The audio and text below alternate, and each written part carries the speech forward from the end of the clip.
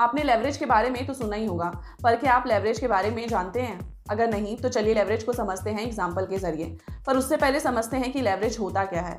तो लेवरेज एक financial concept है जो लोग इस्तेमाल करते हैं अपने इन्वेस्टमेंट्स या बिजनेस में हाई रिटर्न्स या प्रॉफिट कम टाइम में कमाने के लिए। लेवरेज का इस्तेमाल करने से आप अपने लिमिटेड रिसोर्स का उपयोग करके बड़े इन्वेस्टमेंट्स में पार्टिसिपेट कर सकते हैं। तो चलिए अब लेवरेज को एग्जाम्पल के जरिए समझते हैं। मान लीजिए आपके पास 1 लाख रुपए है और आप स्टॉक मार्केट में इन्वेस्ट करना चाहते हैं। अगर आप सिर्फ अपने अवेलेबल फंड्स से स्टॉक परचेज करते हैं तो आप 1 लाख रुपए से ही स्टॉक खरीद पाएंगे। ये आपकी खुद की इक्विटी है जिसे बिना लेवरेज के लिए समझा जाता है। लेकिन अगर आप लेवरेज का इस्तेमाल करते हैं तो आप एडिशनल फंड्स बोरो करके बड़े इन्वेस्टमेंट में पार्टिसिपेट कर सकते हैं। मान लीजिए 1:2 लेवरेज का इस्तेमाल करते हैं।